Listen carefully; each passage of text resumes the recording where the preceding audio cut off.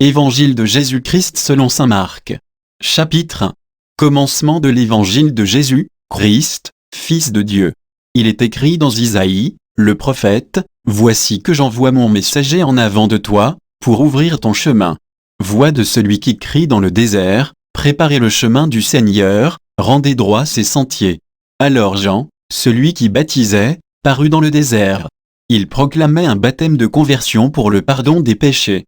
Toute la Judée, tous les habitants de Jérusalem se rendaient auprès de lui, et ils étaient baptisés par lui dans le Jourdain, en reconnaissant publiquement leurs péchés. Jean était vêtu de poils de chameau, avec une ceinture de cuir autour des reins, il se nourrissait de sauterelles et de miel sauvage. Il proclamait, « Voici venir derrière moi celui qui est plus fort que moi, je ne suis pas digne de m'abaisser pour défaire la courroie de ses sandales. Moi, je vous ai baptisé avec de l'eau, lui vous baptisera dans l'Esprit Saint. » En ces jours-là, Jésus vint de Nazareth, ville de Galilée, et il fut baptisé par Jean dans le Jourdain. Et aussitôt, en remontant de l'eau, il vit les cieux se déchirer et l'Esprit descendre sur lui comme une colombe. Il y eut une voix venant des cieux, « Tu es mon Fils bien-aimé, en toi, je trouve mes joies. » Aussitôt l'Esprit pousse Jésus au désert. Et, dans le désert, il resta 40 jours, tenté par Satan. Il vivait parmi les bêtes sauvages, et les anges le servaient. Après l'arrestation de Jean, Jésus partit pour la Galilée proclamer l'évangile de Dieu. Il disait, « Les temps sont accomplis, le règne de Dieu est tout proche. Convertissez-vous et croyez à l'évangile. » Passant le long de la mer de Galilée, Jésus vit Simon et André, le frère de Simon, en train de jeter les filets dans la mer, car c'étaient des pêcheurs. Il leur dit, « Venez à ma suite. Je vous ferai devenir pêcheurs d'hommes. » Aussitôt, laissant leurs filets, ils le suivirent. Jésus avança un peu et il vit Jacques, fils de Zébédée, et son frère Jean, qui étaient dans la barque et réparaient les filets. Aussitôt, Jésus les appela. Alors, laissant dans la barque leur père Zébédée avec ses ouvriers, ils partirent à sa suite. Ils entrèrent à Capharnaüm. Aussitôt, le jour du sabbat, Jésus se rendit à la synagogue, et là, il enseignait. On était frappé par son enseignement, car il enseignait en homme qui a autorité, et non pas comme les scribes. Or, il y avait dans leur synagogue un homme tourmenté par un esprit impur, qui se mit à crier. « Que nous veux-tu, Jésus de Nazareth? Es-tu venu pour nous perdre? Je sais qui tu es le Saint de Dieu. » Jésus l'interpella vivement, « Tais-toi. Sors de cet homme. » L'esprit impur le fit entrer en convulsion, puis, poussant un grand cri, sortit de lui. Ils furent tous frappés de stupeur et se demandaient entre eux, « Qu'est-ce que cela veut dire? Voilà un enseignement nouveau, donné avec autorité. Il commande même aux esprits impurs, et ils lui obéissent. » Sa renommée se répandit aussitôt partout, dans toute la région de la Galilée. Aussitôt sortis de la synagogue, ils allèrent, avec Jacques et Jean, dans la maison de Simon et d'André. Or, la belle-mère de Simon était au lit, elle avait de la fièvre. Aussitôt, on parla à Jésus de la malade. Jésus s'approcha, la saisit par la main et la fit lever. La fièvre la quitta, et elle les servait. Le soir venu, après le coucher du soleil, on lui amenait tous ceux qui étaient atteints d'un mal ou possédés par des démons. La ville entière se pressait à la porte. Il guérit beaucoup de gens atteints de toutes sortes de maladies, et il expulsa beaucoup de démons, il empêchait les démons de parler, parce qu'ils savaient, eux, qui il était. Le lendemain, Jésus se leva, bien avant l'aube. Il sortit et se rendit dans un endroit désert, et là il priait. Simon et ceux qui étaient avec lui partirent à sa recherche. Ils le trouvent et lui disent, « Tout le monde te cherche. » Jésus leur dit, « Allons ailleurs, dans les villages voisins, afin que là aussi je proclame l'Évangile, car c'est pour cela que je suis sorti. » Et il parcourut toute la Galilée, proclamant l'Évangile dans leur synagogue, et expulsant les démons. Un lépreux vint auprès de lui, il le suppliait, tombant à ses genoux, lui dit, « Si tu le veux, tu peux me purifier. » Saisi de compassion, Jésus étendit la main, le toucha et lui dit, « Je le veux, sois purifié. » À l'instant même, la lèpre le quitta et il fut purifié. Avec fermeté, Jésus le renvoya aussitôt, en lui disant, « Attention, ne dis rien à personne, mais va te montrer au prêtre, et donne pour ta purification ce que Moïse a prescrit dans la loi, cela sera pour les gens un témoignage. » Une fois parti, cet homme se mit à proclamer et à répandre la nouvelle, de sorte que Jésus ne pouvait plus entrer ouvertement dans une ville, mais restait à l'écart, dans des endroits déserts.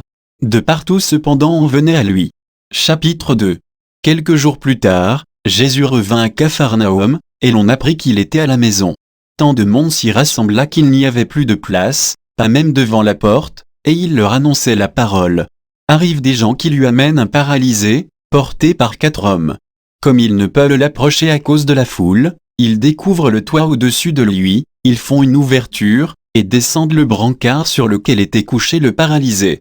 Voyant leur foi, Jésus dit au paralysé, « Mon enfant, tes péchés sont pardonnés. » Or, il y avait quelques scribes, assis là, qui raisonnaient en eux-mêmes. Pourquoi celui-là parle-t-il ainsi? Il blasphème. Qui donc peut pardonner les péchés, sinon Dieu seul? Percevant aussitôt dans son esprit les raisonnements qu'il se faisait, Jésus leur dit, « Pourquoi tenez-vous de tels raisonnements? Qu'est-ce qui est le plus facile? Dire à ce paralysé, « Tes péchés sont pardonnés », ou bien lui dire, « Lève-toi, prends ton brancard et marche ». Eh bien, pour que vous sachiez que le Fils de l'homme a autorité pour pardonner les péchés sur la terre. Jésus s'adressa au paralysé. « Je te le dis, lève-toi, prends ton brancard, et rentre dans ta maison. » Il se leva, prit aussitôt son brancard, et sortit devant tout le monde. Tous étaient frappés de stupeur et rendaient gloire à Dieu, en disant, « Nous n'avons jamais rien vu de pareil. » Jésus sortit de nouveau le long de la mer, toute la foule venait à lui, et il les enseignait. En passant, il aperçut Lévi, fils d'Alphée, assis au bureau des impôts. Il lui dit, « Suis-moi. » L'homme se leva et le suivit. Comme Jésus était à table dans la maison de Lévi, beaucoup de publicains, c'est-à-dire des collecteurs d'impôts, et beaucoup de pécheurs vinrent prendre place avec Jésus et ses disciples, car ils étaient nombreux à le suivre. Les scribes du groupe des pharisiens, voyant qu'il mangeait avec les pécheurs et les publicains, disaient à ses disciples, « Comment? Il mange avec les publicains et les pécheurs. » Jésus, qui avait entendu, leur déclara, « Ce ne sont pas les gens bien portants qui ont besoin du médecin, mais les malades.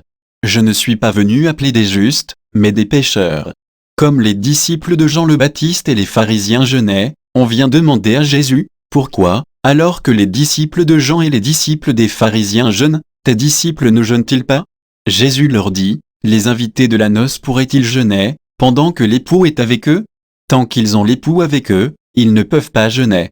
Mais des jours viendront où l'époux leur sera enlevé, alors, ce jour-là, ils jeûneront. Personne ne raccommode un vieux vêtement avec une pièce d'étoffe neuve, autrement le morceau neuf ajouté tire sur le vieux tissu et la déchirure s'agrandit. Ou encore, personne ne met du vin nouveau dans de vieilles outres, car alors, le vin fera éclater les outres, et l'on perd à la fois le vin et les outres. À vin nouveau, outre neuve. » Un jour de sabbat, Jésus marchait à travers les champs de blé, et ses disciples, chemin faisant, se mirent à arracher des épis. Les pharisiens lui disaient, « Regarde ce qu'ils font le jour du sabbat. Cela n'est pas permis. » Et Jésus leur dit, « N'avez-vous jamais lu ce que fit David, lorsqu'il fut dans le besoin et qu'il eut faim, lui-même et ceux qui l'accompagnaient? Au temps du grand prêtre Abiathar, il entra dans la maison de Dieu et mangea les pains de l'offrande que nul n'a le droit de manger, sinon les prêtres, et il en donna aussi à ceux qui l'accompagnaient. Il leur disait encore, « Le sabbat a été fait pour l'homme, et non pas l'homme pour le sabbat. Voilà pourquoi le Fils de l'homme est maître, même du sabbat. » Chapitre 3. Jésus entra de nouveau dans la synagogue, il y avait là un homme dont la main était atrophiée. On observait Jésus pour voir s'il le guérirait le jour du sabbat. C'était afin de pouvoir l'accuser. Il dit à l'homme qui avait la main atrophiée, « Lève-toi, viens au milieu. » Et s'adressant aux autres, « Est-il permis, le jour du sabbat, de faire le bien ou de faire le mal, de sauver une vie ou de tuer ?» Mais eux se taisaient. Alors, promenant sur eux un regard de colère, navré de l'endurcissement de leur cœur, il dit à l'homme, « Étends la main. » Il l'étendit, et sa main redevint normale. Une fois sortis, les pharisiens se réunirent en conseil avec les partisans d'Hérode contre Jésus, pour voir comment le faire périr. Jésus se retira avec ses disciples près de la mer, et une grande multitude de gens, venus de la Galilée, le suivirent. De Judée, de Jérusalem, d'Idumée, de Transjordanie, et de la région de Tyr et de Sidon vinrent aussi à lui une multitude de gens qui avaient entendu parler de ce qu'il faisait. il dit à ses disciples de tenir une barque à sa disposition pour que la foule ne l'écrase pas. Car il avait fait beaucoup de guérisons, si bien que tous ceux qui souffraient de quelque mal se précipitaient sur lui pour le toucher. Et lorsque les esprits impurs le voyaient, ils se jetaient à ses pieds et criaient, « Toi, tu es le Fils de Dieu. » Mais il leur défendait vivement de le faire connaître. Puis, il gravit la montagne, et il appela ceux qu'il voulait. Ils vinrent auprès de lui. Et il en institua 12 pour qu'ils soient avec lui et pour les envoyer proclamer la bonne nouvelle, avec le pouvoir d'expulser les démons. Donc, il établit les 12, Pierre, c'est le nom qu'il donna à Simon, Jacques, fils de Zébédée, et Jean, le frère de Jacques, il leur donna le nom de Boanerges, c'est-à-dire, fils du tonnerre. André, Philippe, Barthélemy, Matthieu, Thomas, Jacques, fils d'Alphée, Thaddée, Simon le Zélote, et Judas Iscariote, celui-là même qui le livra. Alors Jésus revient à la maison, où de nouveau la foule se rassemble, si bien qu'il n'était même pas possible de manger. Les gens de chez lui, l'apprenant, vinrent pour se saisir de lui, car ils affirmaient, il a perdu la tête. Les scribes, qui étaient descendus de Jérusalem, disaient, il est possédé par Béelzéboul, c'est par le chef des démons qu'il expulse les démons. Les appelant près de lui, Jésus leur dit en parabole, comment Satan peut-il expulser Satan? Si un royaume est divisé contre lui-même, ce royaume ne peut pas tenir.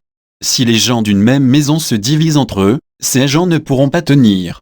Si Satan s'est dressé contre lui-même, s'il est divisé, il ne peut pas tenir, c'en est fini de lui. Mais personne ne peut entrer dans la maison d'un homme fort et piller ses biens, s'il ne l'a d'abord ligoté. Alors seulement il pillera sa maison. Amen, je vous le dis, tout sera pardonné aux enfants des hommes, leurs péchés et les blasphèmes qu'ils auront proférés. Mais si quelqu'un blasphème contre l'Esprit Saint, il n'aura jamais de pardon. Il est coupable d'un péché pour toujours. Jésus parla ainsi parce qu'ils avaient dit, il est possédé par un esprit impur. Alors arrivent sa mère et ses frères. Restant au dehors, ils le font appeler. Une foule était assise autour de lui, et on lui dit, voici que ta mère et tes frères sont là dehors, ils te cherchent. Mais il leur répond, qui est ma mère, qui sont mes frères? Et parcourant du regard ceux qui étaient assis en cercle autour de lui, il dit, voici ma mère et mes frères. Celui qui fait la volonté de Dieu, celui-là est pour moi un frère, une sœur, une mère. Chapitre 4. Jésus se mit de nouveau à enseigner au bord de la mer de Galilée. Une foule très nombreuse se rassembla auprès de lui, si bien qu'il monta dans une barque où il s'assit. Il était sur la mer, et toute la foule était près de la mer, sur le rivage. Il leur enseignait beaucoup de choses en paraboles, et dans son enseignement il leur disait, « Écoutez, voici que le semeur sortit pour semer. Comme il semait, du grain est tombé au bord du chemin, les oiseaux sont venus et ils ont tout mangé. Du grain est tombé aussi sur du sol pierreux, où il n'avait pas beaucoup de terre, il a levé aussitôt, parce que la terre était peu profonde. Et lorsque le soleil s'est levé, ce grain a brûlé, faute de racines, il a séché. Du grain est tombé aussi dans les ronces ont poussé, l'ont étouffé, et il n'a pas donné de fruits. Mais d'autres grains sont tombés dans la bonne terre, ils ont donné du fruit en poussant et en se développant, et ils ont produit 30, 60, 100, pour un. Et Jésus disait, celui qui a des oreilles pour entendre, qu'il entende. Quand il resta seul, ceux qui étaient autour de lui avec les 12 l'interrogeaient sur les paraboles. Il leur disait, c'est à vous qu'est donné le mystère du royaume de Dieu, mais à ceux qui sont dehors, tout se présente sous forme de paraboles. Et ainsi, comme dit le prophète, ils auront beau regarder de tous leurs yeux, ils ne verront pas, ils auront beau écouter de toutes leurs oreilles, ils ne comprendront pas, sinon ils se convertiraient et recevraient le pardon. Il leur dit encore, vous ne saisissez pas cette parabole? Alors, comment comprendrez-vous toutes les paraboles? Le semeur sème la parole. Il y a ceux qui sont au bord du chemin où la parole est semée, quand ils l'entendent, Satan vient aussitôt et enlève la parole semée en eux. Et de même, il y a ceux qui ont reçu la semence dans les endroits pierreux, ceux-là, quand ils entendent la parole, ils la reçoivent aussitôt avec joie. Mais ils n'ont pas en eux de racines, ce sont les gens d'un moment, qu'est vienne la détresse ou la persécution à cause de la parole, ils trébuchent aussitôt. Et il y en a d'autres qui ont reçu la semence dans les ronces, ceux-ci entendent la parole. Mais les soucis du monde, la séduction de la richesse et toutes les autres convoitises les envahissent et étouffent la parole, qui ne donne pas de fruits. Et il y a ceux qui ont reçu la semence dans la bonne terre, ceux-là entendent la parole, ils l'accueillent, et ils portent du fruit, 30, 60, 100, pour un. Il leur disait encore, est-ce que la lampe est apportée pour être mise sous le boisseau ou sous le lit? N'est-ce pas pour être mise sur le lampadaire? Car rien n'est caché, sinon pour être manifesté, rien n'a été gardé secret, sinon pour venir à la clarté. Si quelqu'un a des oreilles pour entendre, qu'il entende. Il leur disait encore, faites attention à ce que vous entendez. La mesure que vous utilisez sera utilisée aussi pour vous, et il vous sera donné encore plus. Car celui qui a, on lui donnera, celui qui n'en a pas, on lui enlèvera même ce qu'il a. Il disait, il en est du règne de Dieu comme d'un homme qui jette en terre la semence. Nuit et jour, qu'il dorme ou qu'il se lève, la semence germe et grandit, il ne sait comment. D'elle-même, la terre produit d'abord l'herbe, puis l'épi, enfin du blé plein l'épi. Et dès que le blé est mûr, il y met la faucille, puisque le temps de la moisson est arrivé. Il disait encore, à quoi allons-nous comparer le règne de Dieu? Par quelle parabole pouvons-nous le représenter? Il est comme une graine de moutarde, quand on la sème en terre, elle est la plus petite de toutes les semences. Mais quand on l'a semée, elle grandit et dépasse toutes les plantes potagères, et elle étend de longues branches, si bien que les oiseaux du ciel peuvent faire leur nid à son ombre. Par de nombreuses paraboles semblables, Jésus leur annonçait la parole, dans la mesure où ils étaient capables de l'entendre. Il ne leur disait rien sans parabole, mais il expliquait tout à ses disciples en particulier. Ce jour-là, le soir venu, il dit à ses disciples, « Passons sur l'autre rive. » Quittant la foule, ils emmenèrent Jésus, comme il était, dans la barque, et d'autres barques l'accompagnaient. Survient une violente tempête. Les vagues se jetaient sur la barque, si bien que déjà elle se remplissait. Lui dormait sur le coussin à l'arrière. Les disciples le réveillent et lui disent, « Maître, nous sommes perdus, cela ne te fait rien ?» Réveillé, il menaça le vent et dit à la mer, « Silence, tais-toi !» Le vent tomba, et il se fit un grand calme. Jésus leur dit, « Pourquoi êtes-vous si craintifs? N'avez-vous pas encore la foi ?» Saisis d'une grande crainte, ils se disaient entre eux, « Qui est-il donc, celui-ci, pour que même le vent et la mer lui obéissent ?» Chapitre 5. Ils arrivèrent sur l'autre rive, de l'autre côté de la mer de Galilée, dans le pays des Géraséniens. Comme Jésus sortait de la barque, aussitôt un homme possédé d'un esprit impur s'avança depuis les tombes à sa rencontre. Il habitait dans les tombeaux et personne ne pouvait plus l'attacher, même avec une chaîne. En effet, on l'avait souvent attaché avec des fers aux pieds et des chaînes, mais il avait rompu les chaînes, brisé les fers, et personne ne pouvait le maîtriser. Sans arrêt, nuit et jour, il était parmi les tombeaux et sur les collines, à crier, et à se blesser avec des pierres. Voyant Jésus de loin, il accourut, se prosterna devant lui, et cria d'une voix forte, « Que me veux-tu, Jésus, Fils du Dieu Très-Haut? Je t'adjure par Dieu, ne me tourmente pas. » Jésus lui disait en effet, « Esprit impur, sors de cet homme. » Et il lui demandait, « Quel est ton nom ?» L'homme lui dit, « Mon nom est Légion, car nous sommes beaucoup. » Et il suppliait Jésus avec insistance de ne pas les chasser en dehors du pays. Or, il y avait là, du côté de la colline, un grand troupeau de porcs qui cherchait sa nourriture. Alors, les esprits impurs supplièrent Jésus, « Envoie-nous vers ces porcs, et nous entrerons en eux. » Il le leur permit. Ils sortirent alors de l'homme et entrèrent dans les porcs. Du haut de la falaise, le troupeau se précipita dans la mer, il y avait environ 2000 porcs, et ils se noyaient dans la mer. Ceux qui les gardaient prirent la fuite, ils annoncèrent la nouvelle dans la ville et dans la campagne, et les gens vinrent revoir ce qui s'était passé. Ils arrivent auprès de Jésus, ils voient le possédé assis, habillé, et revenu à la raison, lui qui avait eu la légion de démons, et ils furent saisis de crainte. Ceux qui avaient vu tout cela leur racontèrent l'histoire du possédé et ce qui était arrivé au porc. Alors ils se mirent à supplier Jésus de quitter leur territoire. Comme Jésus remontait dans la barque, le possédé le suppliait de pouvoir être avec lui.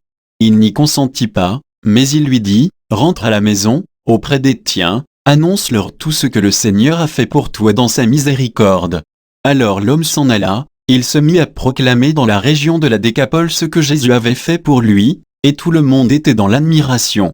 Jésus regagna en barque l'autre rive, et une grande foule s'assembla autour de lui.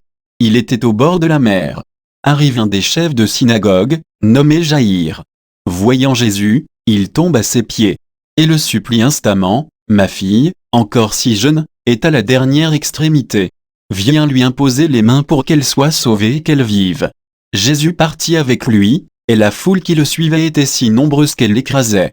Or, une femme, qui avait des pertes de sang depuis 12 ans, tirait moyen.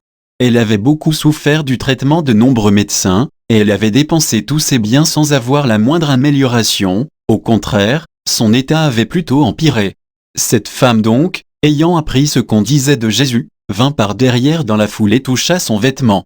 Elle se disait en effet, « Si je parviens à toucher seulement son vêtement, je serai sauvée. » À l'instant, l'hémorragie s'arrêta, et elle ressentit dans son corps qu'elle était guérie de son mal.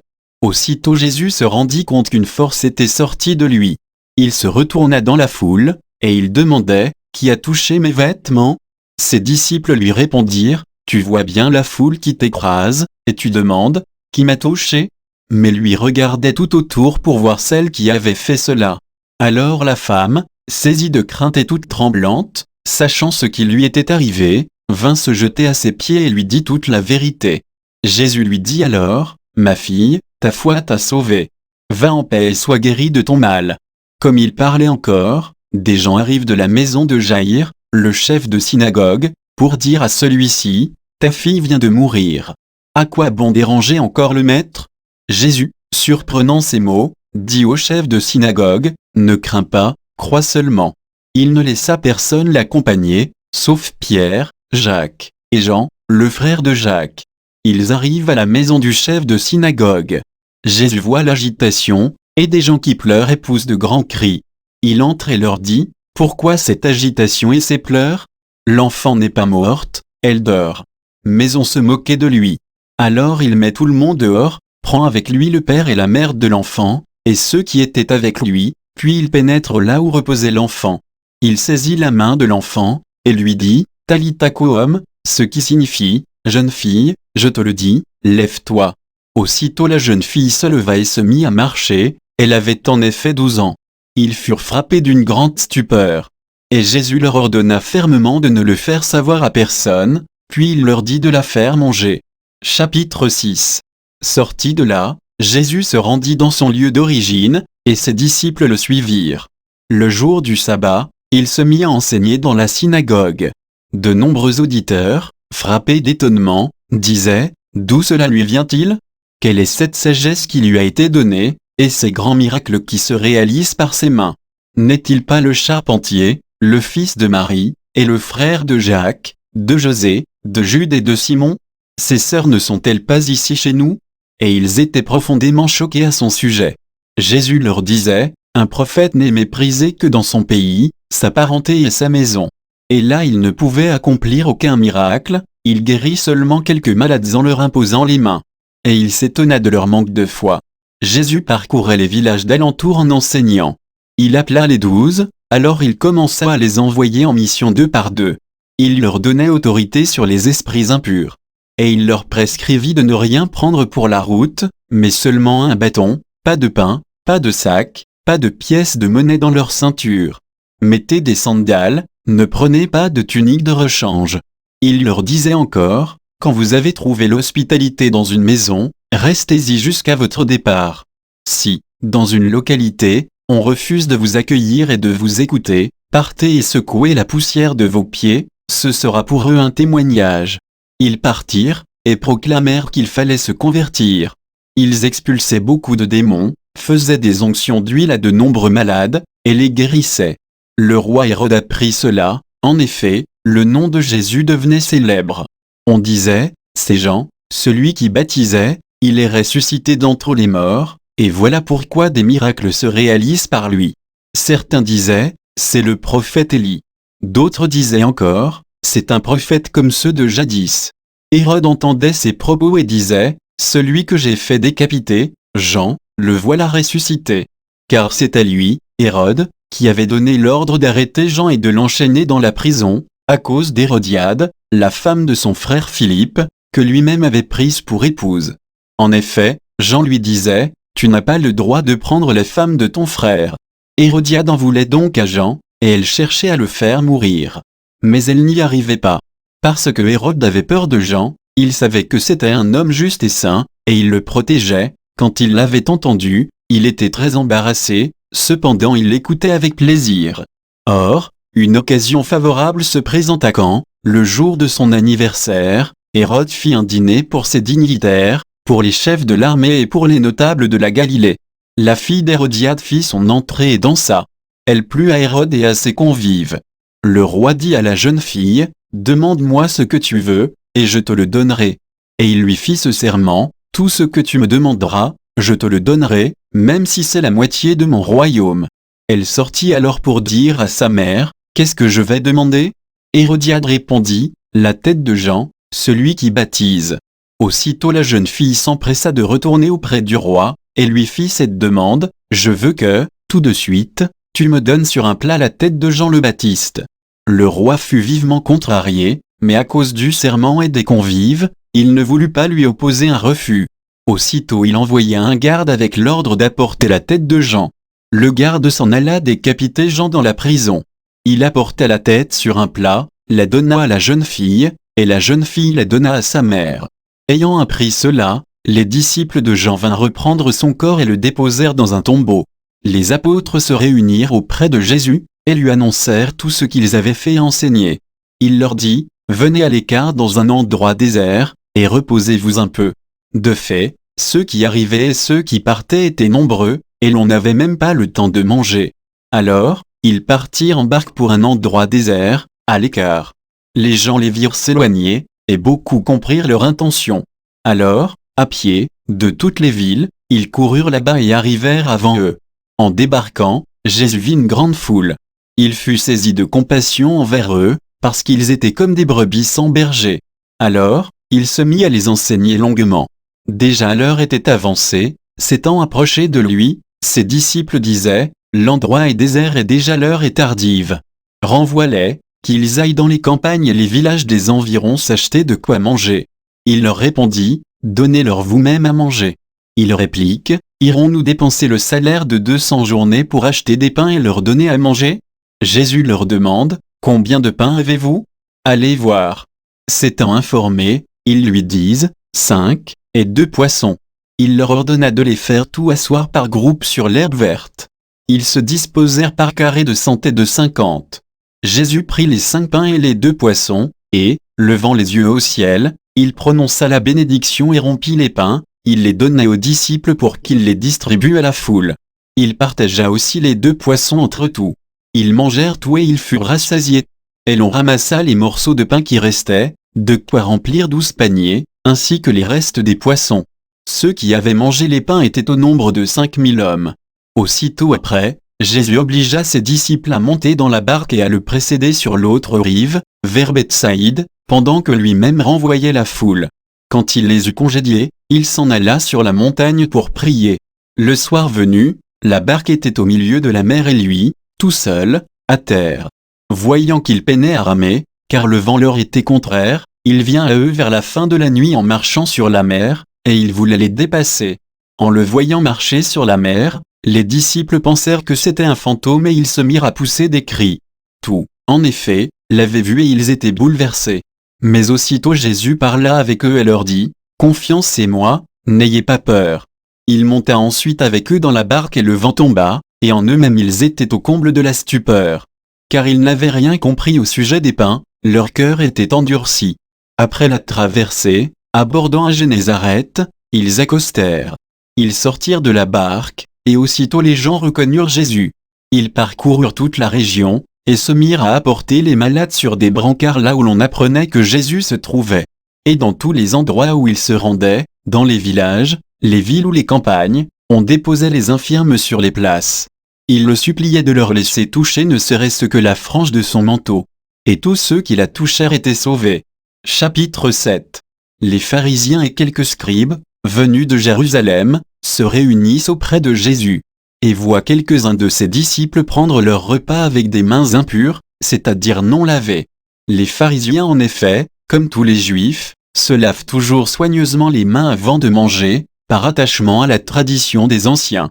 Et au retour du marché, ils ne mangent pas avant de s'être aspergés d'eau, et ils sont attachés encore par tradition à beaucoup d'autres pratiques, lavage de coupes, de carafes et de plats. Alors les pharisiens et les scribes demandèrent à Jésus, « Pourquoi tes disciples ne suivent-ils pas la tradition des anciens? Ils prennent leur repas avec des mains impures. » Jésus leur répondit, « Isaïe a bien prophétisé à votre sujet, hypocrite, ainsi qu'il est écrit, « Ce peuple m'honore des lèvres, mais son cœur est loin de moi. C'est en vain qu'ils me rendent inculte, les doctrines qu'ils enseignent ne sont que des préceptes humains. Vous aussi, vous laissez de côté le commandement de Dieu, pour vous attacher à la tradition des hommes. » Il leur disait encore, « Vous rejetez bel et bien le commandement de Dieu pour établir votre tradition. En effet, Moïse a dit, « Honore ton père et ta mère. » Et encore, « Celui qui maudit son père ou sa mère sera mis à mort. » Mais vous, vous dites, « Supposons qu'un homme déclare à son père ou à sa mère, « Les ressources qui m'auraient permis de t'aider sont corban, c'est-à-dire dons réservés à Dieu. » Alors vous ne l'autorisez plus à faire quoi que ce soit pour son père ou sa mère. Vous annulez ainsi la parole de Dieu par la tradition que vous transmettez. Et vous faites beaucoup de choses du même genre. Appelant de nouveau la foule, il lui disait, « Écoutez-moi tout, et comprenez bien.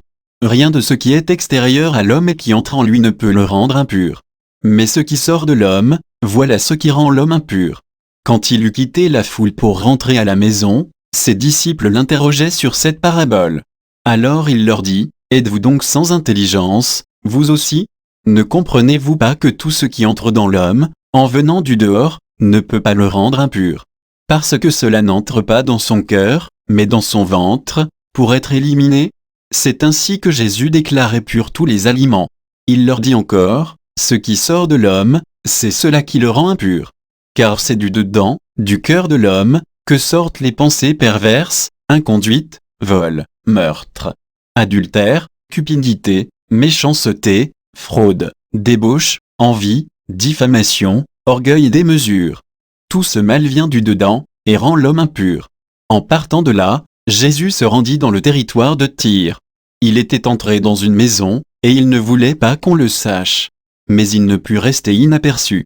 Une femme entendit aussitôt parler de lui, elle avait une petite fille possédée par un esprit impur, elle vint se jeter à ses pieds. Cette femme était païenne, syrophénicienne de naissance, et elle lui demandait d'expulser le démon hors de sa fille. Il lui disait, « Laisse d'abord les enfants se rassasier, car il n'est pas bien de prendre le pain des enfants et de le jeter aux petits chiens. » Mais elle lui répliqua, « Seigneur, les petits chiens, sous la table, mangent bien les miettes des petits enfants. » Alors il lui dit, « À cause de cette parole, va, le démon est sorti de ta fille. » Elle rentra à la maison, et elle trouva l'enfant étendu sur le lit, le démon était sorti d'elle. Jésus quitta le territoire de Tyr, passant par Sidon, il prit la direction de la mer de Galilée et alla en plein territoire de la Décapole. Des gens lui amènent un sourd qui avait aussi de la difficulté à parler et supplie Jésus de poser la main sur lui. Jésus l'emmena à l'écart, loin de la foule, lui mit les doigts dans les oreilles, et, avec sa salive, lui toucha la langue. Puis, les yeux levés au ciel, il soupira et lui dit, « Ephphatha », c'est-à-dire, « Ouvre-toi ». Ses oreilles s'ouvrirent, sa langue se délia, et il parlait correctement. Alors Jésus leur ordonna de n'en rien dire à personne, mais plus il leur donnait cet ordre, plus ceux-ci le proclamaient. Extrêmement frappé, il disait, « Il a bien fait toutes choses, il fait entendre les sourds et parler les muets. » Chapitre 8. En ces jours-là, comme il y avait de nouveau une grande foule, et que les gens n'avaient rien à manger, Jésus appela à lui ses disciples et leur dit, « J'ai de la compassion pour cette foule, car depuis 3 jours déjà ils restent auprès de moi, et n'ont rien à manger. Si je les renvoie chez eux à jeun, ils vont défaillir en chemin, et certains d'entre eux sont venus de loin. » Ses disciples lui répondirent, « Où donc pourrait-on trouver du pain pour les rassasier ici, dans le désert ?» Il leur demanda, « Combien de pain avez-vous » Ils lui dirent, « 7. » Alors il ordonna à la foule de s'asseoir par terre. Puis, prenant les 7 pains et rendant grâce, il les rompit, et il les donnait à ses disciples pour que ceux-ci les distribuent, et ils les distribuèrent à la foule. Ils avaient aussi quelques petits poissons, que Jésus bénit et fit aussi distribuer. Les gens mangèrent et furent rassasiés. On ramassa les morceaux qui restaient, cela faisait 7 corbeilles. Or, Ils étaient environ 4000. Puis Jésus les renvoya. Aussitôt, montant dans la barque avec ses disciples, il alla dans la région de Dalmanouta. Les pharisiens survinrent et se mirent à discuter avec Jésus. Pour le mettre à l'épreuve, ils cherchaient à obtenir de lui un signe venant du ciel. Jésus soupira au plus profond de lui-même et dit, « Pourquoi cette génération cherche-t-elle un signe ? Amen, je vous le déclare, aucun signe ne sera donné à cette génération. » Puis il les quitta, remonta en barque, et il partit vers l'autre rive. Les disciples avaient oublié d'emporter des pains, ils n'avaient qu'un seul pain avec eux dans la barque.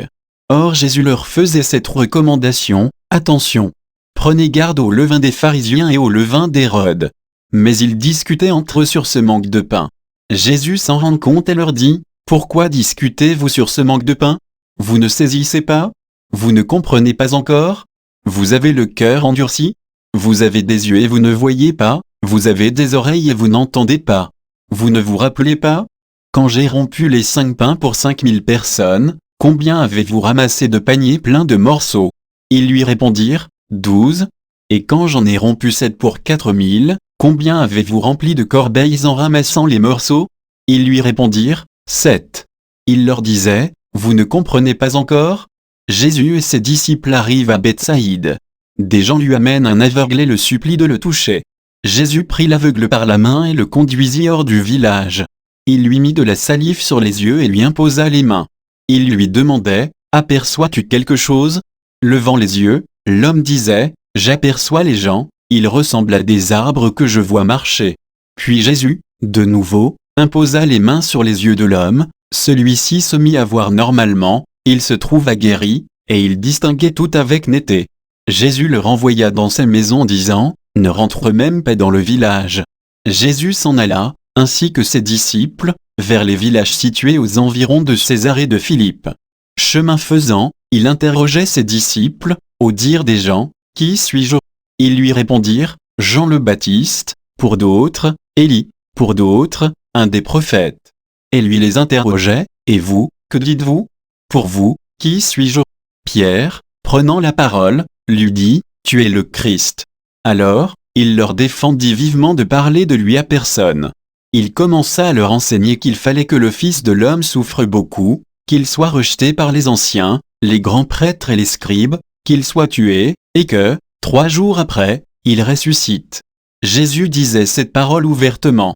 Pierre, le prenant à part, se mit à lui faire de vifs reproches. Mais Jésus se retourna et, voyant ses disciples, il interpella vivement Pierre, « Passe derrière moi, Satan. Tes pensées ne sont pas celles de Dieu, mais celles des hommes. » Appelant la foule avec ses disciples, il leur dit, « Si quelqu'un veut marcher à ma suite, qu'il renonce à lui-même, qu'il prenne sa croix et qu'il me suive. Car celui qui veut sauver sa vie la perdra, mais celui qui perdra sa vie à cause de moi et de l'Évangile la sauvera. Quel avantage, en effet, un homme a-t-il à gagner le monde entier si c'est au prix de sa vie ? Que pourrait-il donner en échange de sa vie ?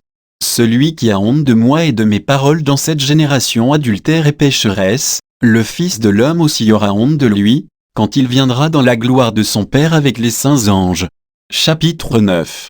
Et il leur disait, « Amen, je vous le dis, parmi ceux qui sont ici, certains ne connaîtront pas la mort avant d'avoir vu le règne de Dieu venu avec puissance. » 6 jours après, Jésus prend avec lui Pierre, Jacques et Jean, et les emmène, eux seuls, à l'écart sur une haute montagne. Et il fut transfiguré devant eux. Ses vêtements devinrent resplendissants, d'une blancheur telle que personne sur terre ne peut obtenir une blancheur pareille. Élie leur apparut avec Moïse, et tous deux s'entretenaient avec Jésus.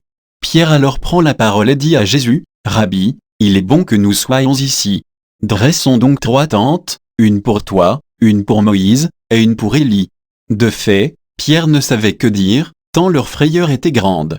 Survint une nuée qui les couvrit de son ombre, et de la nuée une voix se fit entendre, « Celui-ci est mon fils bien-aimé, écoutez-le. » Soudain, regardant tout autour, ils ne virent plus que Jésus seul avec eux. Ils descendirent de la montagne, et Jésus leur ordonna de ne raconter à personne ce qu'ils avaient vu, avant que le Fils de l'homme soit ressuscité d'entre les morts. Et ils restèrent fermement attachés à cette parole, tout en se demandant entre eux ce que voulait dire, ressuscité d'entre les morts. Ils l'interrogeaient, pourquoi les scribes disent-ils que le prophète Élie doit venir d'abord ? Jésus leur dit, « Certes, Élie vient d'abord pour remettre toutes choses à sa place. Mais alors, pourquoi l'Écriture dit-elle, au sujet du Fils de l'homme, qu'il souffrira beaucoup et sera méprisé? Eh bien je vous le déclare, Élie est déjà venu, et ils lui ont fait tout ce qu'ils ont voulu, comme l'Écriture le dit à son sujet. » En rejoignant les autres disciples, ils virent une grande foule qui les entourait, et des scribes qui discutaient avec eux. Aussitôt qu'elle vit Jésus, toute la foule fut stupéfaite, et les gens accouraient pour le saluer. Il leur demanda, « De quoi discutez-vous avec eux ?» Quelqu'un dans la foule lui répondit, « Maître, je t'ai amené mon fils, il est possédé par un esprit qui le rend muet. Cet esprit s'empare de lui n'importe où, il le jette par terre, l'enfant écume, grince des dents et devient tout raide. J'ai demandé à tes disciples d'expulser cet esprit, mais ils n'en ont pas été capables. » Prenant la parole, Jésus leur dit, « Génération incroyante, combien de temps resterai-je auprès de vous? Combien de temps devrai-je vous supporter? Amenez-le-moi. » On le lui amena. Dès qu'il vit Jésus, l'esprit fit entrer l'enfant en convulsion, l'enfant tomba et se roulait par terre en écumant. Jésus interrogea le père, « Depuis combien de temps cela lui arrive-t-il » Il répondit, « Depuis sa petite enfance. Et souvent il l'a même jeté dans le feu ou dans l'eau pour le faire périr.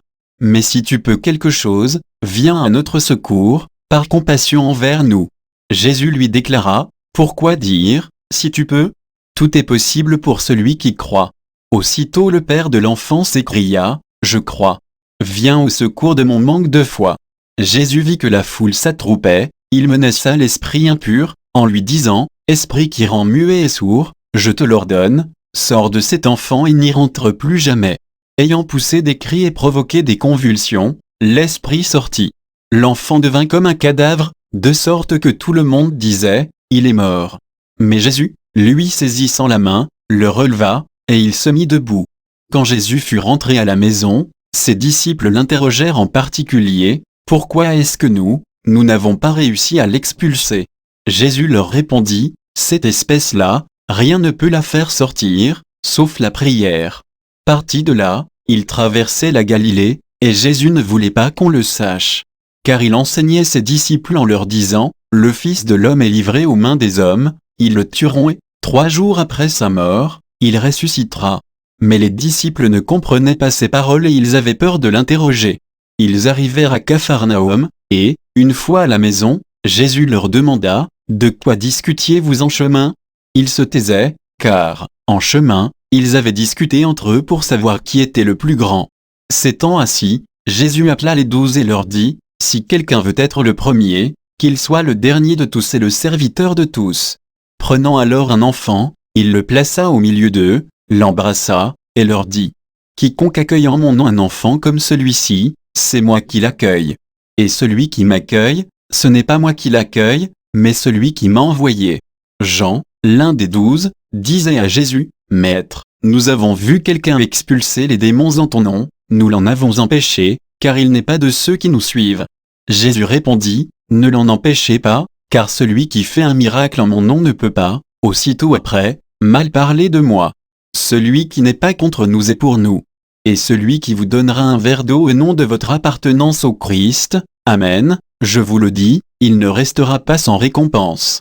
Celui qui est un scandale, une occasion de chute, pour un seul de ces petits qui croient en moi, mieux vaudrait pour lui qu'on lui attache au cou une de ces meules que tournent les ânes, et qu'on le jette à la mer. Et si ta main est pour toi une occasion de chute, coupe-la. Mieux vaut pour toi entrer manchot dans la vie éternelle que de t'en aller dans la géhenne avec tes 2 mains, là où le feu ne s'éteint pas. Si ton pied est pour toi une occasion de chute, coupe-le. Mieux vaut pour toi entrer estropié dans la vie éternelle que de t'en aller dans la géhenne avec tes 2 pieds. Si ton œil est pour toi une occasion de chute, arrache-le. Mieux vaut pour toi entrer borgne dans le royaume de Dieu que de t'en aller dans la géhenne avec tes 2 yeux. Là où le ver ne meurt pas et où le feu ne s'éteint pas. Chacun sera salé au feu. C'est une bonne chose que le sel, mais s'il cesse d'être du sel, avec quoi allez-vous lui rendre sa saveur? Ayez du sel en vous-même, et vivez en paix entre vous. Chapitre 10. Partant de là, Jésus arrive dans le territoire de la Judée, au-delà du Jourdain. De nouveau, des foules s'assemblent près de lui, et de nouveau, comme d'habitude, il les enseignait. Des pharisiens l'abordèrent et, Pour le mettre à l'épreuve, ils lui demandaient, « Est-il permis à un mari de renvoyer sa femme ?» Jésus leur répondit, « Que vous a prescrit Moïse ?» Ils lui dirent, « Moïse a permis de renvoyer sa femme à condition d'établir un acte de répudiation. » Jésus répliqua, « C'est en raison de la dureté de vos cœurs qu'il a formulé pour vous cette règle. Mais, au commencement de la création, Dieu les fit hommes et femmes. À cause de cela, l'homme quittera son père et sa mère. Il s'attachera à sa femme, et tous deux deviendront une seule chair. Ainsi, ils ne sont plus deux, mais une seule chair.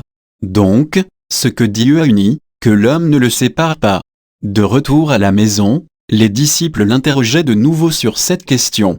Il leur déclara, « Celui qui renvoie sa femme et en épouse une autre devient adultère envers elle.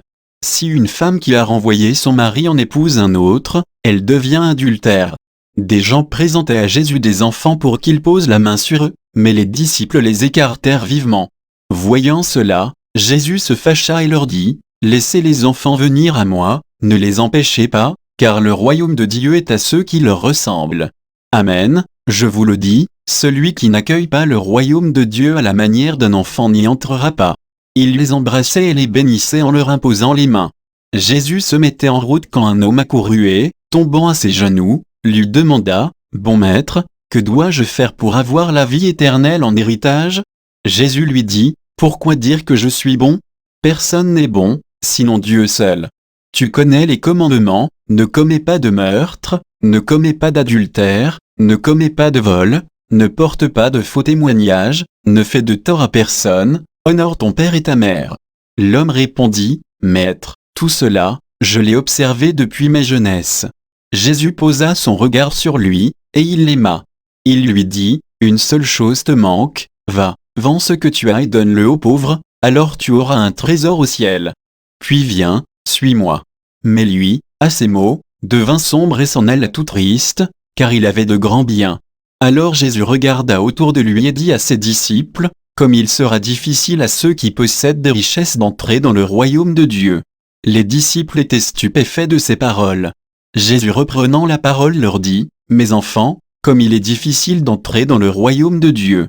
Il est plus facile à un chameau de passer par le trou d'une aiguille qu'à un riche d'entrer dans le royaume de Dieu. » De plus en plus déconcertés, les disciples se demandaient entre eux, « Mais alors, qui peut être sauvé ?»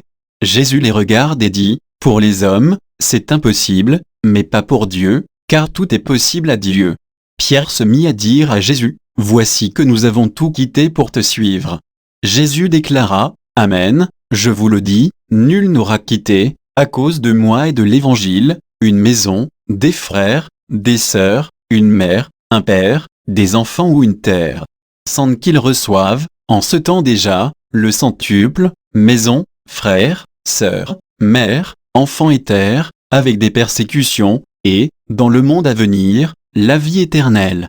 Beaucoup de premiers seront derniers, et les derniers seront les premiers. » Les disciples étaient en route pour monter à Jérusalem, Jésus marchait devant eux, ils étaient saisis de frayeur, et ceux qui suivaient étaient aussi dans la crainte. Prenant de nouveau les 12 auprès de lui, il se mit à leur dire ce qui allait lui arriver. « Voici que nous montons à Jérusalem. Le Fils de l'homme sera livré aux grands prêtres et aux scribes, ils le condamneront à mort, ils le livreront aux nations païennes, qui se moqueront de lui, cracheront sur lui, le flagelleront et le tueront, et 3 jours après, il ressuscitera. » Alors, Jacques et Jean, les fils de Zébédée, s'approchent de Jésus et lui disent, « Maître, ce que nous allons te demander, nous voudrions que tu le fasses pour nous. » Il leur dit, « Que voulez-vous que je fasse pour vous ?» Ils lui répondirent, « Donne-nous de siéger, l'un à ta droite et l'autre à ta gauche, dans ta gloire. » Jésus leur dit, « Vous ne savez pas ce que vous demandez. Pouvez-vous boire la coupe que je vais boire, être baptisé du baptême dans lequel je vais être plongé ?» Ils lui dirent, « Nous le pouvons. » Jésus leur dit, « La coupe que je vais boire, vous la boirez, et vous serez baptisés du baptême dans lequel je vais être plongé. Quant à siéger à ma droite ou à ma gauche, ce n'est pas à moi de l'accorder, il y a ceux pour qui cela est préparé. » Les 10 autres, qui avaient entendu, se mirent à s'indigner contre Jacques et Jean. Jésus les appela et leur dit, « Vous le savez, ceux que l'on regarde comme chefs des nations les commandent en maîtres, les grands leur font sentir leur pouvoir. Parmi vous, il ne doit pas en être ainsi. Celui qui veut devenir grand parmi vous sera votre serviteur. Celui qui veut être parmi vous le premier sera l'esclave de tous. Car le Fils de l'homme n'est pas venu pour être servi, mais pour servir, et donner sa vie en rançon pour la multitude. Jésus et ses disciples arrivent à Jéricho. Et tandis que Jésus sortait de Jéricho avec ses disciples et une foule nombreuse, le fils de Timée, Bartimée, un aveugle qui mendiait, était assis au bord du chemin. Quand il entendit que c'était Jésus de Nazareth, il se mit à crier, « Fils de David, Jésus, prends pitié de moi !» Beaucoup de gens le rabrouaient pour le faire taire, mais il criait de plus belle, « Fils de David, prends pitié de moi !» Jésus s'arrêta et dit, « Appelez-le !» On appelle donc l'aveugle, et on lui dit, « Confiance, lève-toi, il t'appelle. » L'aveugle jeta son manteau, bondit et courut vers Jésus. Prenant la parole, Jésus lui dit, « Que veux-tu que je fasse pour toi ?» L'aveugle lui dit, « Rabouni, que je retrouve la vue. » Et Jésus lui dit, « Va, ta foi t'a sauvé. » Aussitôt l'homme retrouva la vue, et il suivait Jésus sur le chemin. Chapitre 11. Lorsqu'il approche de Jérusalem, vers Bethphagée et Béthanie, près du mont des Oliviers, Jésus envoie 2 de ses disciples, et leur dit, « Allez au village qui est en face de vous. Dès que vous y entrerez, vous trouverez un petit âne attaché, sur lequel personne ne s'est encore assis. Détachez-le et amenez-le. Si l'on vous dit, « Que faites-vous là ?» répondez, « Le Seigneur en a besoin, mais il vous le renverra aussitôt. » Ils partirent, trouvèrent un petit âne attaché près d'une porte, dehors, dans la rue, et ils le détachèrent. Des gens qui se trouvaient là leur demandaient, « Qu'avez-vous à détacher cet ânon ?» Ils répondirent ce que Jésus leur avait dit, et on les laissa faire. Ils amenèrent le petit âne à Jésus, le couvrirent de leur manteau, et Jésus s'assit dessus. Alors, beaucoup de gens étendirent leurs manteaux sur le chemin, d'autres, des feuillages coupés dans les champs. Ceux qui marchaient devant et ceux qui suivaient criaient, « Hosanna ! Béni soit celui qui vient au nom du Seigneur. Béni soit le règne qui vient, celui de David, notre Père. Hosanna au plus haut des cieux. » Jésus entra à Jérusalem, dans le temple. Il parcourut du regard toutes choses et, comme c'était déjà le soir, il sortit pour aller à Béthanie avec les 12. Le lendemain, quand ils quittèrent Béthanie, il eut faim. Voyant de loin un figuier qui avait des feuilles, il alla voir s'il y trouverait quelque chose, mais, en s'approchant, il ne trouva que des feuilles, car ce n'était pas la saison des figues. Alors il dit au figuier, « Que jamais plus personne ne mange de tes fruits. » Et ses disciples avaient bien entendu. Ils arrivèrent à Jérusalem. Entré dans le temple, Jésus se mit à expulser ceux qui vendaient et ceux qui achetaient dans le temple. Il renversa les comptoirs des changeurs et les sièges des marchands de colombes. Et il ne laissait personne transporter quoi que ce soit à travers le temple. Il enseignait, et il déclarait aux gens, « L'Écriture ne dit-elle pas, « Ma maison sera appelée maison de prière pour toutes les nations ?» Or vous en avez fait une caverne de bandits. Apprenant cela, les grands prêtres et les scribes cherchaient comment le faire périr. En effet, ils avaient peur de lui, car toute la foule était frappée par son enseignement. Et quand le soir tomba, Jésus et ses disciples s'en allèrent hors de la ville. Le lendemain matin, en passant, ils virent le figuier qui était desséché jusqu'aux racines. Pierre, se rappelant ce qui s'était passé, dit à Jésus, « Rabbi, regarde, le figuier que tu as maudit est desséché. » Alors Jésus, prenant la parole, leur dit, « Ayez foi en Dieu. Amen, je vous le dis, quiconque dira à cette montagne, « Enlève-toi de là, et va te jeter dans la mer », s'il ne doute pas dans son cœur, mais s'il croit que ce qu'il dit arrivera, cela lui sera accordé. C'est pourquoi, je vous le dis, tout ce que vous demandez dans la prière, croyez que vous l'avez obtenu, et cela vous sera accordé. Et quand vous vous tenez en prière, si vous avez quelque chose contre quelqu'un, pardonnez, afin que votre Père qui est aux cieux vous pardonne aussi vos fautes. » Jésus et ses disciples reviennent à Jérusalem. Et comme Jésus allait et venait dans le temple, les grands prêtres, les scribes et les anciens vinrent le trouver. Ils lui demandaient, « Par quelle autorité fais-tu cela ? Ou alors qui t'a donné cette autorité pour le faire ?» Jésus leur dit, « Je vais vous poser une seule question. Répondez-moi, et je vous dirai par quelle autorité je fais cela. Le baptême de Jean venait-il du ciel ou des hommes ? Répondez-moi. » Il se faisait entre eux ce raisonnement, si nous disons, « Du ciel », il va dire, « Pourquoi donc n'avez-vous pas cru à sa parole ? Mais allons-nous dire, des hommes ?» Ils avaient peur de la foule, car tout le monde estimait que Jean était réellement un prophète. Ils répondent donc à Jésus, « Nous ne savons pas. » Alors Jésus leur dit, « Moi, je ne vous dis pas non plus par quelle autorité je fais cela. » Chapitre 12. Jésus se mit à leur parler en parabole. Un homme planta une vigne, il l'entoura d'une clôture, y creusa un pressoir et y bâtit une tour de garde. Puis il loua cette vigne à des vignerons, et partit en voyage. Le moment venu, il envoya un serviteur auprès des vignerons pour se faire remettre par eux ce qui lui revenait des fruits de la vigne. Mais les vignerons se saisirent du serviteur, le frappèrent, et le renvoyèrent les mains vides. De nouveau, il leur envoya un autre serviteur, et celui-là, ils l'assommèrent et l'humilièrent. Il en envoya encore un autre, et celui-là, ils le tuèrent, puis beaucoup d'autres serviteurs, ils frappèrent les uns et tuèrent les autres. Il lui restait encore quelqu'un, son fils bien-aimé. Il l'envoya vers eux en dernier, en se disant, « Ils respecteront mon fils. » Mais ces vignerons-là se dirent entre eux, « Voici l'héritier, allons-y tuons-le, et l'héritage va être à nous. » Ils se saisirent de lui, le tuèrent, et le jetèrent hors de la vigne.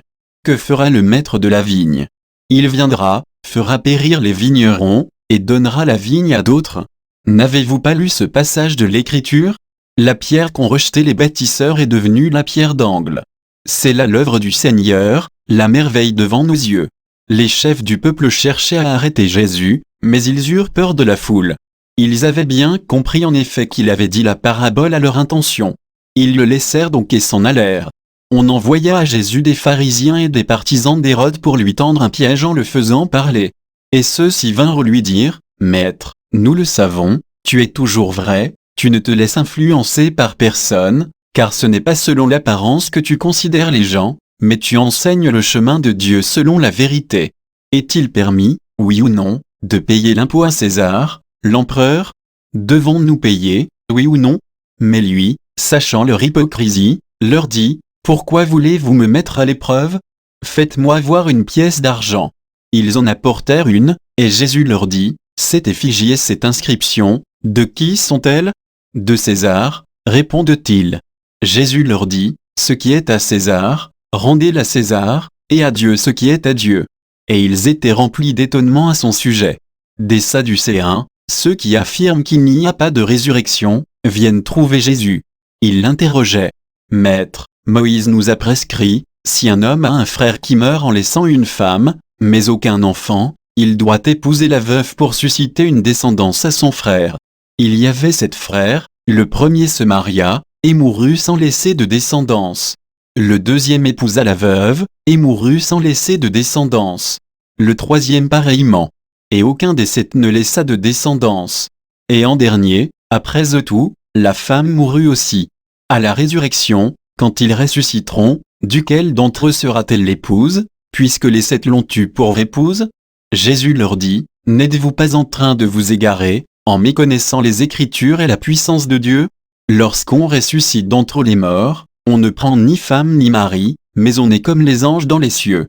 Et sur le fait que les morts ressuscitent, n'avez-vous pas lu dans le livre de Moïse, au récit du buisson ardent, comment Dieu lui a dit, « Moi, je suis le Dieu d'Abraham, le Dieu d'Isaac, le Dieu de Jacob?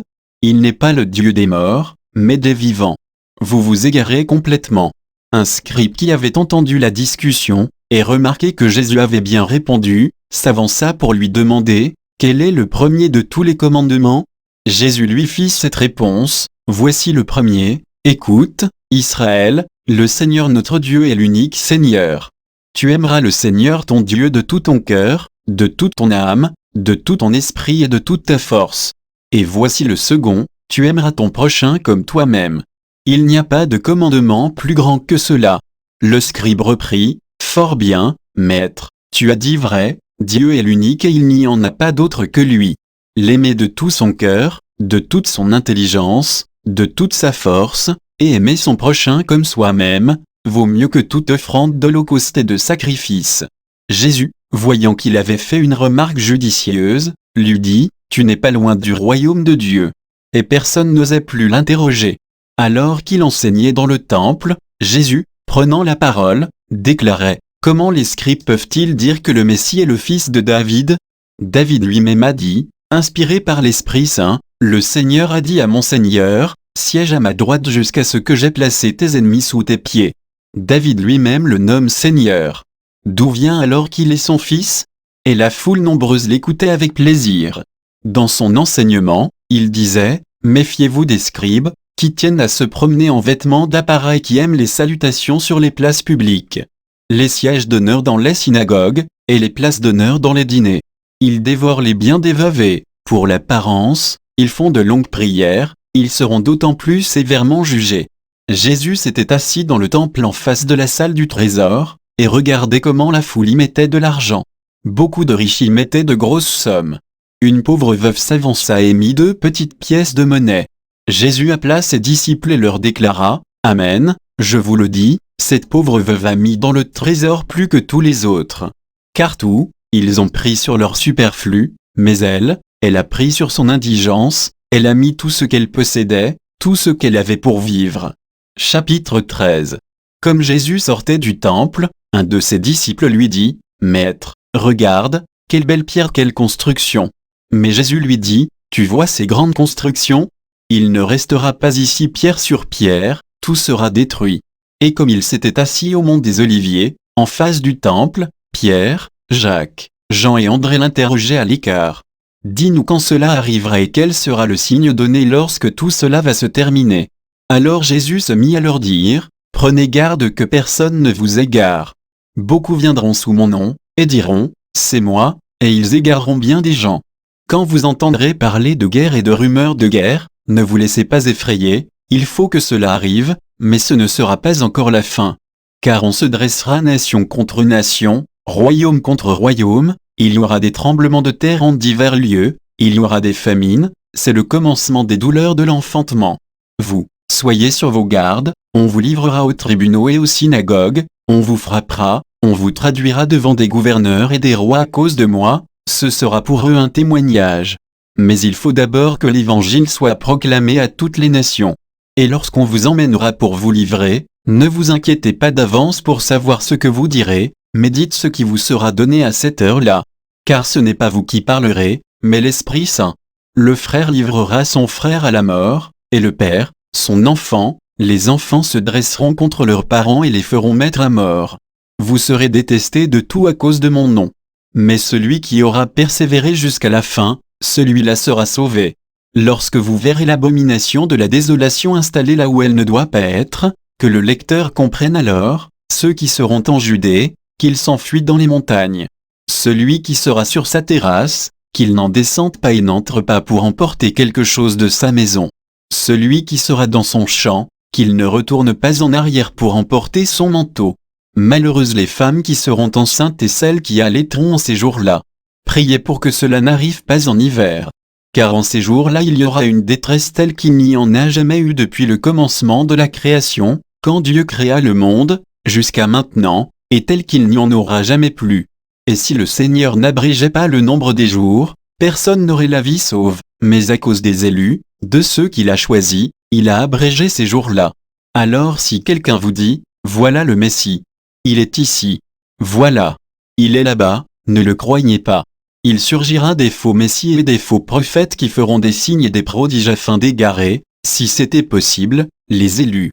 Quant à vous, prenez garde, je vous ai tout dit à l'avance. En ces jours-là, après une pareille détresse, le soleil s'obscurcira et la lune ne donnera plus sa clarté.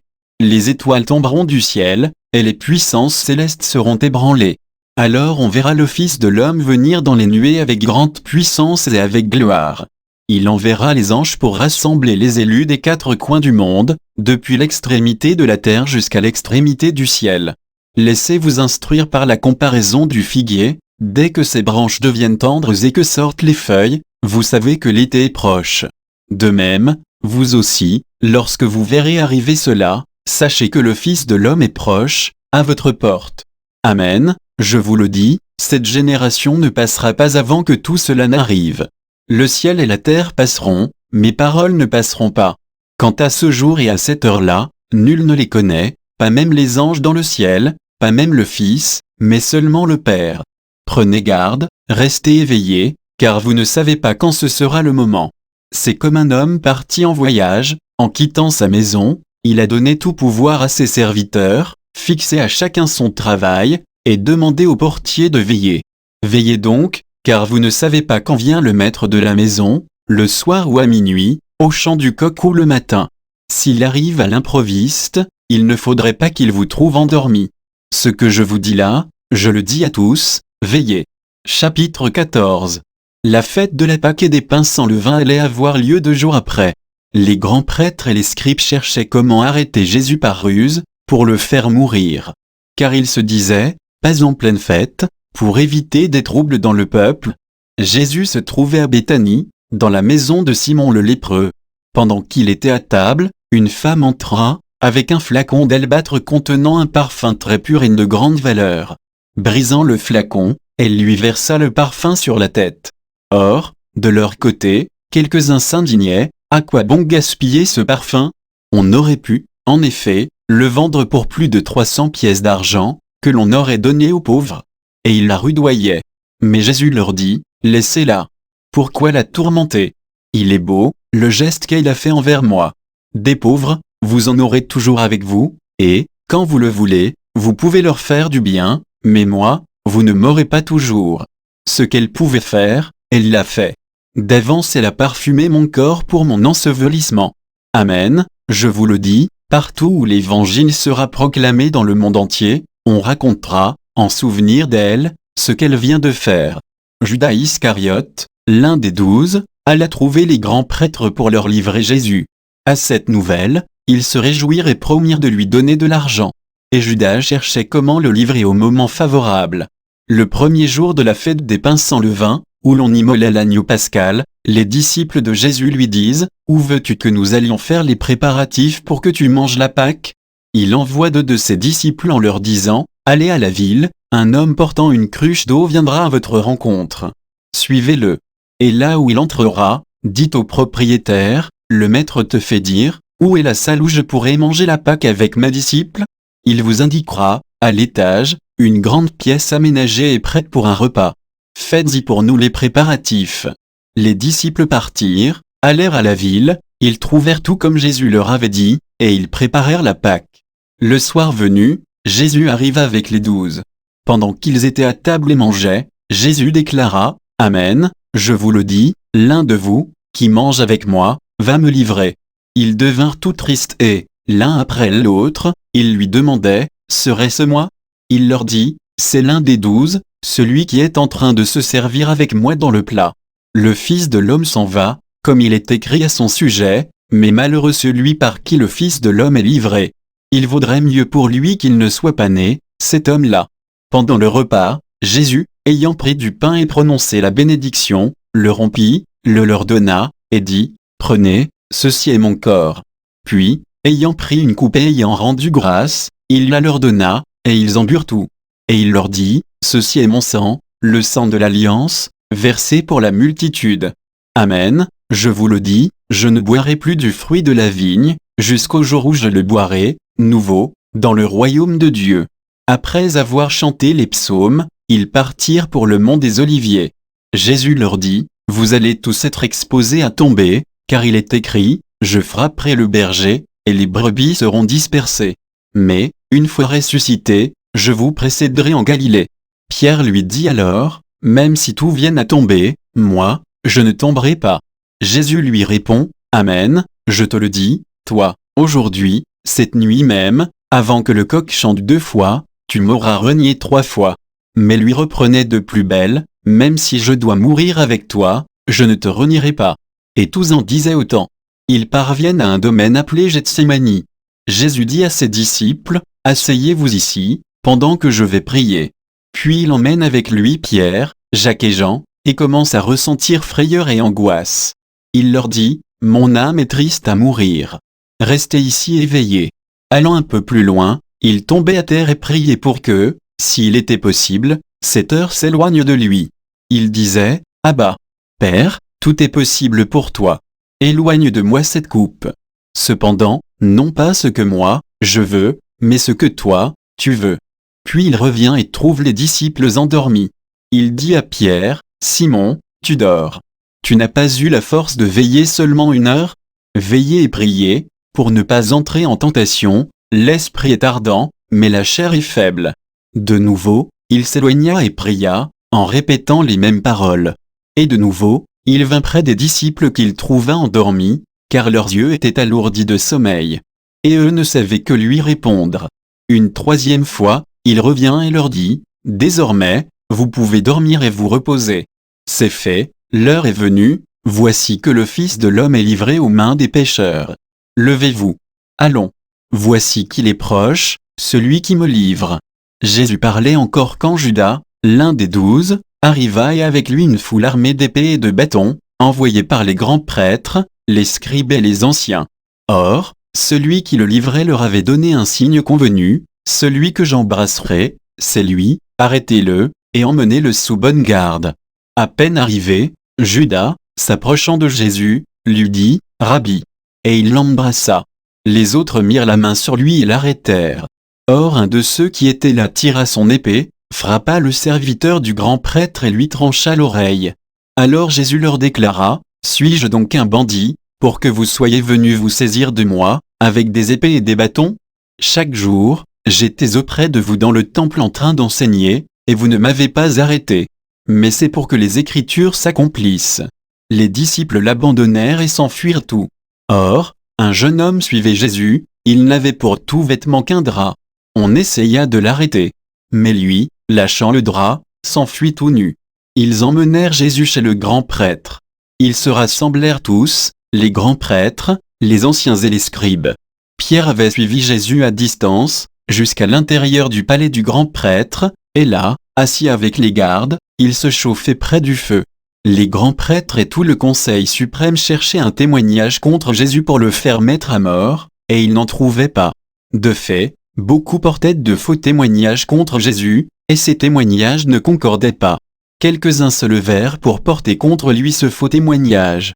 Nous l'avons entendu dire, « Je détruirai ce sanctuaire fait de main d'homme, et en 3 jours j'en rebâtirai un autre qui ne sera pas fait de main d'homme. » Et même sur ce point, leur témoignage n'était pas concordant. Alors s'étant levé, le grand prêtre, devant tout, interrogea Jésus, « Tu ne réponds rien? Que dis-tu des témoignages qu'ils portent contre toi ?» Mais lui gardait le silence et ne répondait rien. Le grand prêtre l'interrogea de nouveau, « Es-tu le Christ, le Fils du Dieu béni ?» Jésus lui dit, « Je le suis. Et vous verrez le Fils de l'homme siéger à la droite du Tout-Puissant, et venir parmi les nuées du ciel. » Alors, le grand prêtre déchire ses vêtements et dit, « Pourquoi nous faut-il encore des témoins? Vous avez entendu le blasphème. Qu'en pensez-vous » Tous prononcèrent qu'il méritait la mort. Quelques-uns se mirent à cracher sur lui, couvrirent son visage d'un voile, et le giflèrent, en disant, « Fais le prophète. » Et les gardes lui donnèrent des coups. Comme Pierre était en bas, dans la cour, arrive une des jeunes servantes du grand prêtre. Elle voit Pierre qui se chauffe, le dévisage et lui dit, « Toi aussi, tu étais avec Jésus de Nazareth. » Pierre le nia, « Je ne sais pas, je ne comprends pas de quoi tu parles. » Puis il sortit dans le vestibule, au dehors. Alors un coq chanta. La servante, ayant vu Pierre, se mit de nouveau à dire à ceux qui se trouvaient là, « Celui-ci est l'un d'entre eux. » De nouveau, Pierre le niait. Peu après, ceux qui se trouvaient là lui disaient à leur tour, « Sûrement tu es l'un d'entre eux. D'ailleurs, tu es galiléen. » Alors il se mit à protester violemment et à jurer, « Je ne connais pas cet homme dont vous parlez. » Et aussitôt, pour la seconde fois, un coq chanta. Alors Pierre se rappela cette parole que Jésus lui avait dite, « Avant que le coq chante 2 fois, tu m'auras renié 3 fois. » Et il fondit en larmes. Chapitre 15. Dès le matin, les grands prêtres convoquèrent les anciens et les scribes, et tout le conseil suprême. Puis, après avoir ligoté Jésus, ils l'emmenèrent et le livrèrent à Pilate. Celui-ci l'interrogea, « Es-tu le roi des Juifs ?» Jésus répondit, « C'est toi-même qui le dis. » Les grands prêtres multipliaient contre lui les accusations. Pilate lui demanda à nouveau, « Tu ne réponds rien? Vois toutes les accusations qu'ils portent contre toi. » Mais Jésus ne répondit plus rien, si bien que Pilate fut étonné. À chaque fête, il leur relâchait un prisonnier, celui qu'ils demandaient. Or, il y avait en prison un dénommé Barabbas, arrêté avec des émeutiers pour un meurtre qu'ils avaient commis lors de l'émeute. La foule monta donc chez Pilate, et se mit à demander ce qu'il leur accordait d'habitude. Pilate leur répondit, « Voulez-vous que je vous relâche le roi des Juifs ?» Il se rendait bien compte que c'était par jalousie que les grands prêtres l'avaient livré. Ces derniers soulevèrent la foule pour qu'il le relâche plutôt Barabbas. Et comme Pilate reprenait, « Que voulez-vous donc que je fasse de celui que vous appelez le roi des Juifs ?» De nouveau ils crièrent, « Crucifie-le !» Pilate leur disait, « Qu'a-t-il donc fait de mal ?» Mais ils crièrent encore plus fort, « Crucifie-le !» Pilate, voulant contenter la foule, relâcha Barabbas et, après avoir fait flageller Jésus, il le livra pour qu'il soit crucifié. Les soldats l'emmenèrent à l'intérieur du palais, c'est-à-dire dans le prétoire. Alors ils rassemblent toute la garde. Ils le revêtent de pourpre, et lui posent sur la tête une couronne d'épines qu'ils ont tressée. Puis ils se mirent à lui faire des salutations, en disant « Salut, roi des Juifs !» Ils lui frappaient la tête avec un roseau, crachaient sur lui, et s'agenouillaient pour lui rendre hommage. Quand ils se furent bien moqués de lui, ils lui enlevèrent le manteau de pourpre, et lui remirent ses vêtements. Puis, de là, ils l'emmènent pour le crucifier. Et ils réquisitionnent, pour porter sa croix, un passant, Simon de Cyrène, le père d'Alexandre et de Rufus, qui revenait des champs. Et ils amènent Jésus au lieu dit Golgotha, ce qui se traduit, lieu du crâne, ou calvaire. Ils lui donnaient du vin aromatisé de myrrhe, mais il n'en prit pas. Alors ils le crucifient, puis se partagent ses vêtements, en tirant au sort pour savoir la part de chacun. C'était la 3e heure, c'est-à-dire 9 heures du matin, lorsqu'on le crucifia. L'inscription indiquant le motif de sa condamnation portait ces mots, « Le roi des Juifs ». Avec lui il crucifie 2 bandits, l'un à sa droite, l'autre à sa gauche. Les passants l'injuriaient en hochant la tête, ils disaient, « Et toi qui détruis le sanctuaire et le rebâtis en 3 jours, sauve-toi toi-même, descends de la croix ». De même, les grands prêtres se moquaient de lui avec les scribes, en disant entre eux, « Il en a sauvé d'autres, et il ne peut pas se sauver lui-même. Qu'il descende maintenant de la croix, le Christ, le roi d'Israël, alors nous verrons et nous croirons. » Même ceux qui étaient crucifiés avec lui l'insultaient. Quand arriva la 6e heure, c'est-à-dire, midi, l'obscurité se fit sur toute la terre jusqu'à la 9e heure. Et à la 9e heure, Jésus cria d'une voix forte, « Éloi, Éloi, lema sabachthani ?» Ce qui se traduit, « Mon Dieu, pourquoi m'as-tu abandonné ?»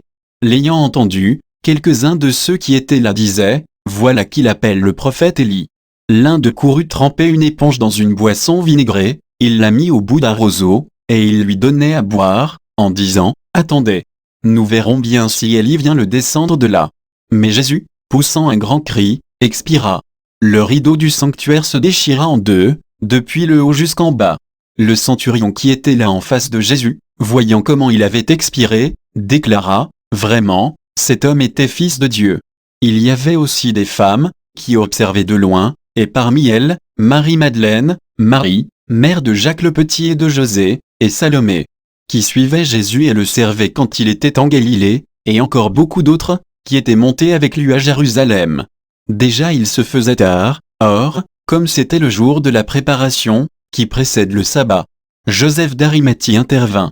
C'était un homme influent, membre du conseil, et il attendait lui aussi le règne de Dieu. Il eut l'audace d'aller chez Pilate pour demander le corps de Jésus. Pilate s'étonna qu'il soit déjà mort, il fit appeler le centurion, et l'interrogea pour savoir si Jésus était mort depuis longtemps. Sur le rapport du centurion, il permit à Joseph de prendre le corps. Alors Joseph acheta un linceul, il descendit Jésus de la croix, l'enveloppa dans le linceul et le déposa dans un tombeau qui était creusé dans le roc. Puis il roula une pierre contre l'entrée du tombeau. Or, Marie-Madeleine et Marie, mère de José, observaient l'endroit où on l'avait mis. Chapitre 16. Le sabbat terminé, Marie-Madeleine, Marie, mère de Jacques, et Salomé achetèrent des parfums pour aller embaumer le corps de Jésus. De grand matin, le premier jour de la semaine, elles se rendent au tombeau dès le lever du soleil. Elles se disaient entre elles, « Qui nous roulera la pierre pour dégager l'entrée du tombeau ?» Levant les yeux, elles s'aperçoivent qu'on a roulé la pierre, qui était pourtant très grande. En entrant dans le tombeau, elles virent, assis à droite, un jeune homme vêtu de blanc. Elles furent saisies de frayeur. Mais il leur dit, « Ne soyez pas effrayés. Vous cherchez Jésus de Nazareth, le crucifié. Il est ressuscité, il n'est pas ici. Voici l'endroit où on l'avait déposé. Et maintenant, allez dire à ses disciples et à Pierre, il vous précède en Galilée.